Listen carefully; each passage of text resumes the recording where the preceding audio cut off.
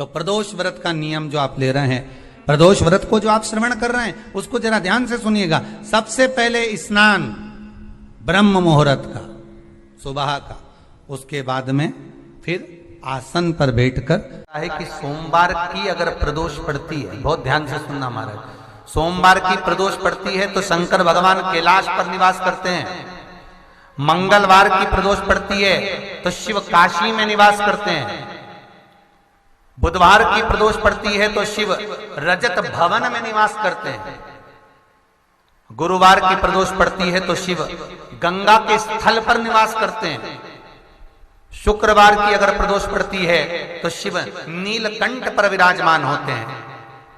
शनिवार की अगर प्रदोष पड़ती है तो शिव शमी के वृक्ष के नीचे रहते हैं। और रविवार की जब प्रदोष पड़ती है तो शिव बेलपत्र के पेड़ के नीचे निवास करते हैं।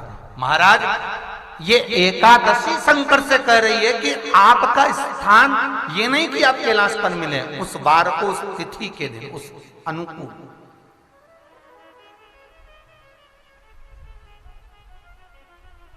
हमारे यहां कहते हैं सोमवार की जो प्रदोष पड़ती है वो इच्छा पूर्ति करती है। मंगलवार की प्रदोष रोग से मुक्ति देती है। बुधवार की प्रदोष कामना की पूर्ति करती है। गुरुवार की प्रदोष शत्रुओं का नाश करती है। शुक्रवार की प्रदोष सुख और शांति देती है। शनिवार की प्रदोष संतान का सुख देती है। और रविवार की प्रदोष जो काम दुनिया में कोई नहीं कर सकता वो अचूक फल की प्राप्ति रविवार की प्रदोष करा देती है। महाराज ऐसी प्रदोषों का नियम वर्णन किया चाहिए। भगवान कहते ठीक है तू थोड़ी देर खड़ी हो। एकादशी सम्मुख खड़ी हुई।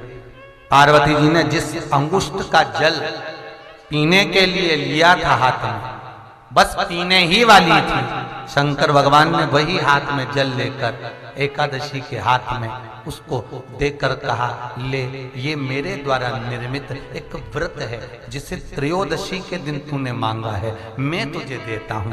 आज इस व्रत का फल मैं तुझे प्रदान करता हूं। अब तू जिस जीवात्मा को लेकर जाएगी उसका पाप प्रबल नहीं होगा। किसी स्त्री, पुरुष, बालक, बुजुर्ग जो भी होगा जिसने प्रदोष का व्रत करा होगा वो जीवात्मा को तू किसी फल की कामना से नहीं स्वतः ही लेकर चली जाएगी।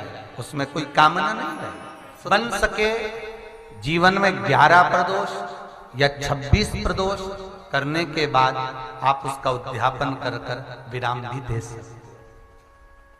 पर जीवन में एक बार प्रदोष का व्रत मौका मिले, जिस कामना से जिस दिन का भाव आपके मन में आए कि मुझे रोग से मुक्ति पाना है तो ये प्रदोष मुझे करना है, मैं और रोग मुक्ति के लिए हम मंगल जो भी आपके मन में आ रहा है, संतान प्राप्ति के लिए शनिचरी प्रदोष, आप उसका स्मरण करें।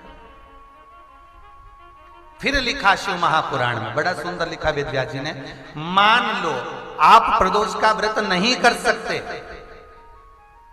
आप अगर व्रत नहीं कर सकते तो प्रदोष के दिन, प्रदोष काल में शाम का समय सूर्यास्त का कुछ पल, कुछ घड़ी के पहले से लेकर बाद तक का प्रदोष काल के अंतर्गत आप शंकर जी के मंदिर में जाकर 1 लोटा पानी, 5 बेलपत्र भी अगर समर्पित करते हैं तो संपूर्ण प्रदोष का फल आपके भाग्य में प्रबल हो जाए।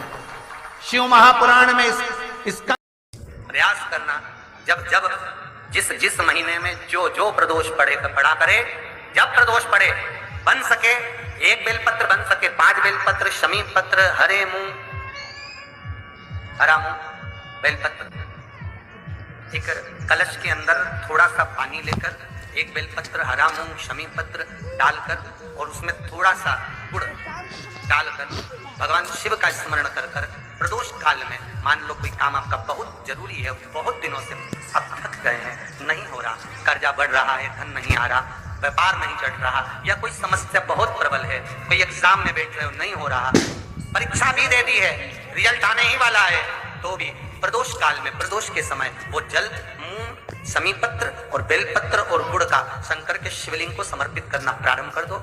2 या 3 प्रदोष करोगे, बाबा आपकी मनोकामना शीघ्र पूर्ण कर देगा।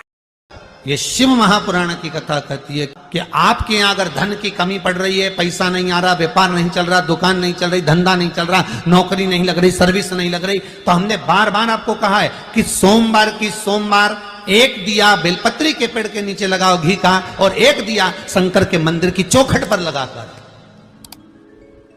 बार बार आपको कहा लगाओ, एक दो सोमवार लगाकर तो देखो व्यापार चलता कि नहीं चलता। उस पर विश्वास रखकर लगाओगे, सुख मिलेगा, आनंद की अनुभूति होगी।